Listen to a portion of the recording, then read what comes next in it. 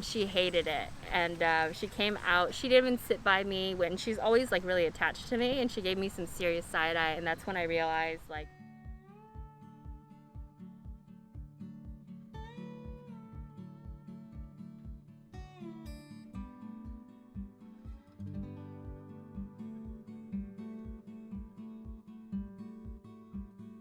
So my name is Rosemary, and this is Miso. She's a Yorkshire Terrier.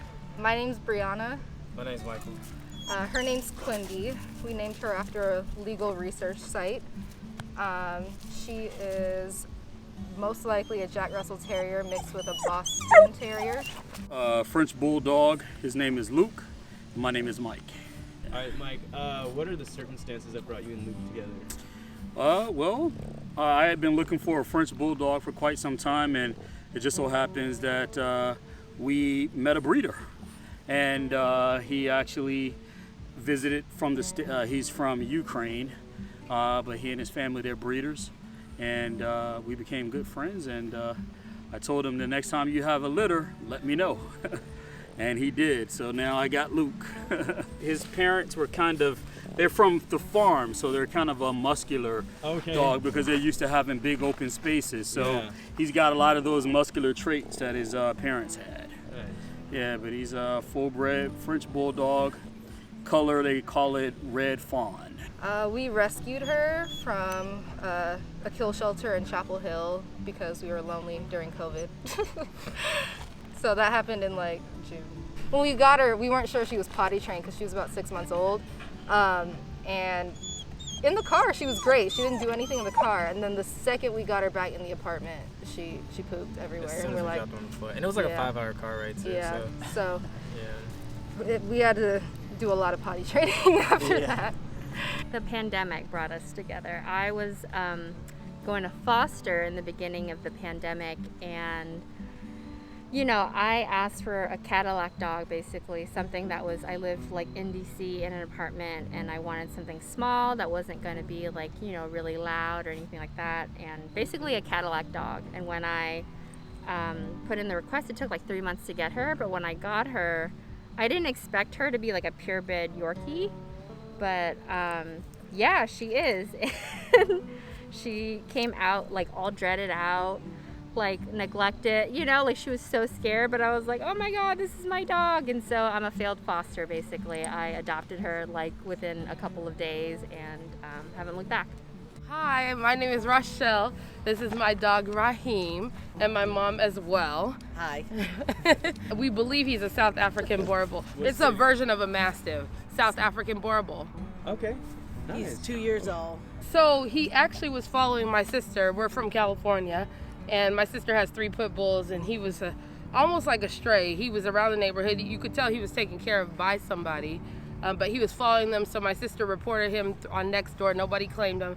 So they sent him to, I don't know if it's the pound or whatever it's called, but long story short, nobody claimed him. My sister convinced my mom to take him in, so she drove to get him. And from San Diego to San Francisco. The rest is history. Yeah. From San Diego to San Francisco. Yeah. He had to pick him up. But the first time she picked me up from the airport, I was like, oh my God, his head is massive.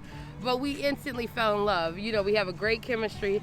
He's super friendly and loving. What is one significant memory that the two of you share? Significant memory, I think, is the first time I took him to the National Arboretum, which of course is a very large park here in DC. And it was the first time that he really had gone to a big park, and he just took off, and like he is now, he was having a good time. So whenever he comes like a big park like this, he goes crazy. But that was the first time that he had a chance to really get out, because he's only 5 months, so he's still learning things and seeing things for the first time.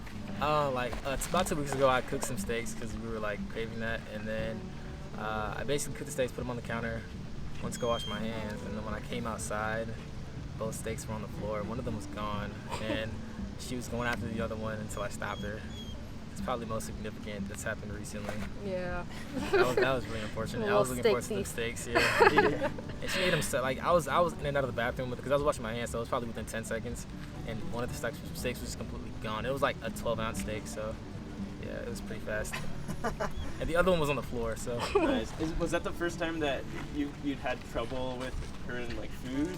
Yeah, she usually. Yeah, she's usually pretty good with that. Yeah, she waits until like you'll drop something for her and she'll be like, "Can I actually have it?" Yeah. So that was a little I surprising. think she like weighed her options and decided that it was worth it to just Yeah, take it. yeah. Because she wasn't gonna get that much food like throughout the day. Right. So she's like, I'll just. She was do it. like, I'll ask for Yeah, forgiveness I'm later. gonna risk it all. Yeah, exactly. I have always wanted a surf dog, and I was like, I'm gonna turn Miso into a surf dog. She is gonna, you know, like ride the board with me. It's gonna be great. Turns out Yorkies don't really like water, and I took her out to the beach this past summer and took her into the ocean, and we got tussled around, and she hated it. And she came out, she didn't even sit by me when she's always like really attached to me, and she gave me some serious side eye, and that's when I realized, like, you know, like life isn't what you imagine it to be, like it's what it really is. And I'm like, maybe she's not a surf dog, but she's still my dog, you know what I mean? I'll take her to the beach, but maybe she'll watch from the sand, you know. Yeah, and she'll just cheer you on. she'll just cheer me on, and that's cool. She's really tiny too, so I can see why the water is so scary for her, you know. So yeah, she'll be my cheerleader from the beach. Do you have anything, Mom? He just runs the house, you know. He thinks that literally if I'm eating food, he literally thinks it's his plate too. And nobody else's plate, he will come and literally try to take food off my plate. You can let him go, Mom. But he's gentle, he's loving, just a great dog. And the last question is, what does your bond mean to you? Oh gosh, it means that I can get through the pandemic, and I'm unconditionally loved, and it gives me a sense of purpose, and to just to feel like, okay, I've got to take care of her, I got to keep going, you know what I mean? And seeing her have so much joy and like love, it's like, okay, like that's the most important thing, whether it's with her or other humans, and this too shall pass. I mean, my bond with him is everything. You know, it's really like having a child. You know, you love and care for him, and you're concerned with their well-being, and you know, he's an extension of the family. And I mean, it's the best representation of that would be just love and, you know, friendship. A man's best friend. It's like a classic scenario.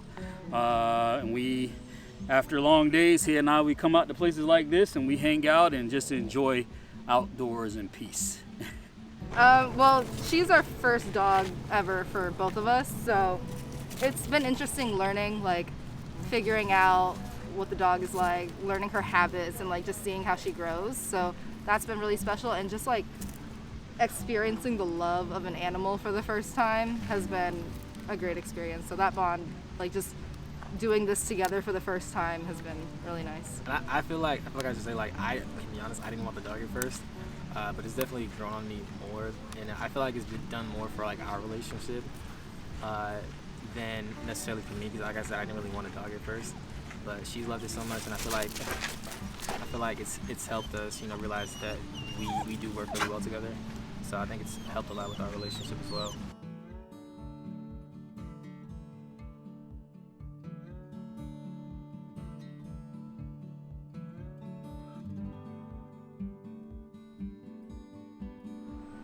Hey, thanks so much for watching Dogs and People Part 8, and thanks for all your support. If you haven't done so already, subscribe to this channel, share this with your friends and family, and I'll see you on Monday for our next video on relationship questions.